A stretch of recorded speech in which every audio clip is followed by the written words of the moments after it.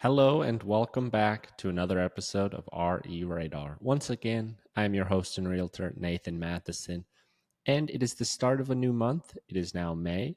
And so, what does that mean? Well, it means that it's time to go over the real estate market of April, see what happened, see if it changed, see if the trends from the earlier episodes have continued, and just really check in on the market and see what's happening here in Seattle, my local market. But first, before we get into April, we have to, of course, go over what's taken place in 2025 so far. So far, throughout these market updates, kind of what the trends have been is there have been a good amount of new listings coming on every month. There's been a good amount of homes for sale at the end of each month. The sellers in 2025 have started to come back to the real estate market. They understand now, look, we bought back in 2021, whatever it may be, or we refinanced in 2021, 2022 when the rates were super low.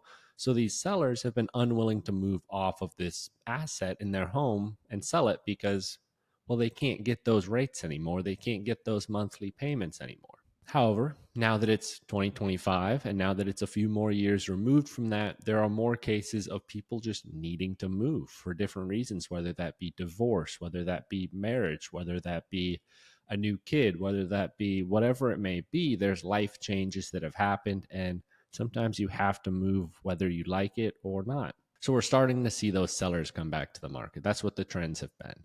However, the trend of the buyers coming back has yet to hit the market. We're seeing closed sales data, which is below the 10-year averages. Now, I don't know about you guys, but to me, if closed sales data is below average, well, the amount of homes coming out of the market is kind of record highs of the last 10, 15 years. That to me signals buyers just aren't able to afford to buy homes. The average buyer can't afford these prices.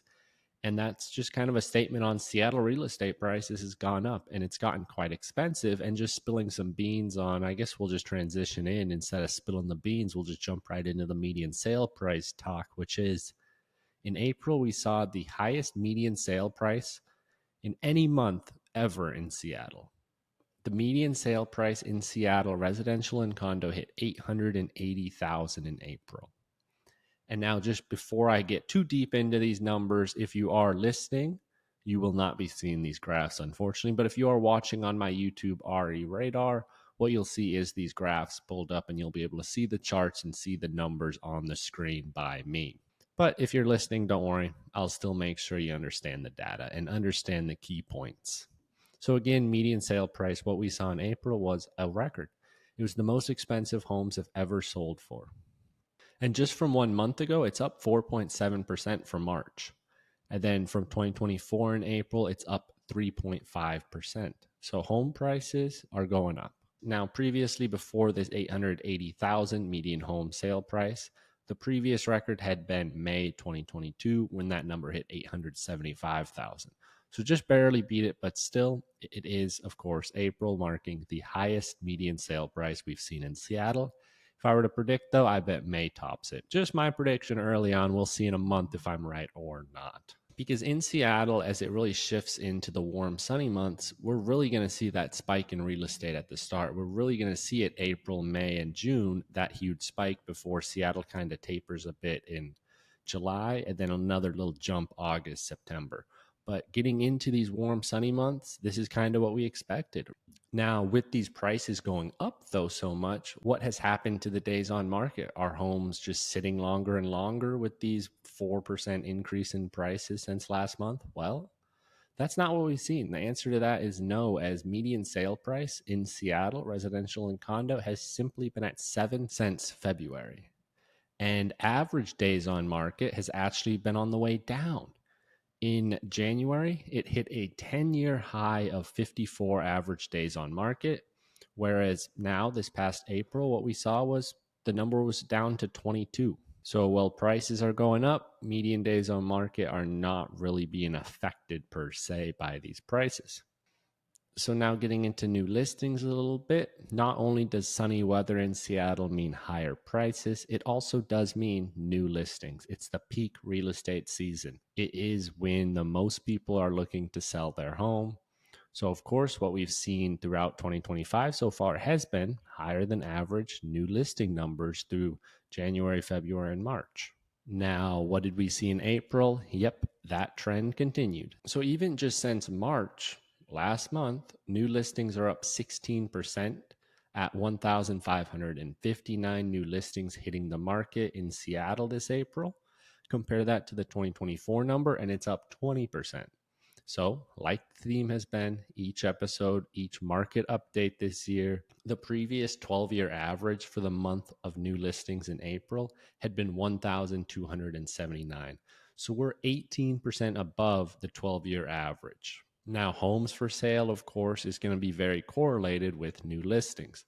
If you're seeing a bunch of new listings, it could mean there's going to be more and more homes for sale at the end of the month. By that, I mean how many homes are still actively for sale when April closed. And what we saw was there were 2,075 homes for sale. That is the second most homes for sale at the end of any month since October 2020. The only other time in the last 5 years when we've seen more homes for sale was September 2024 when there was 2,095. So with those new listings consistently throughout 2025 being higher and higher, what we're seeing is more and more homes are for sale. Now, getting into the closed sales data, getting into kind of seeing what the buyers are doing, getting into are the buyers there? Well, just like we've seen each month so far this year, the closed sales data is not there. It's not keeping pace. Over the past 12 years, we saw on average 818 closed sales in the month of April. This past April, what we saw was 818 closed sales. Now compare that to the previous 12-year average, which was 937. And as you can see, closed sales are significantly down. That is about a 13% difference right there. So we are seeing record new listing numbers and total homes for sale at the end of the months. However, closed sales data is simply not keeping up. And what this is leading to is this change in a month supply inventory. We've mentioned this a few times on the show before, month supply inventory, but essentially what that number is it showcases how many months would it take to sell all the current inventory.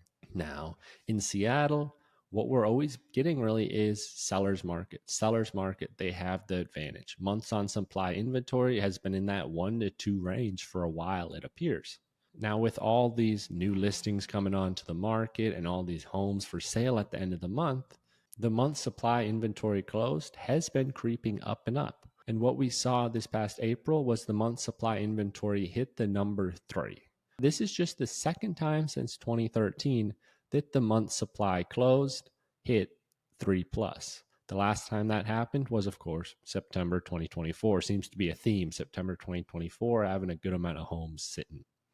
Now, well, 3, of course, is getting closer and closer to the idea of switching to a buyer's market. It's still a ways off. Typically, kind of a buyer's market, you don't really get talking about that until it gets closer and closer to the 5 to 6 range of month supply inventory. And well, we're at 3 right now, and that's one of the highest it's been since 2012. So as you can see, Seattle is a seller's market and hasn't been anything else since about 2011.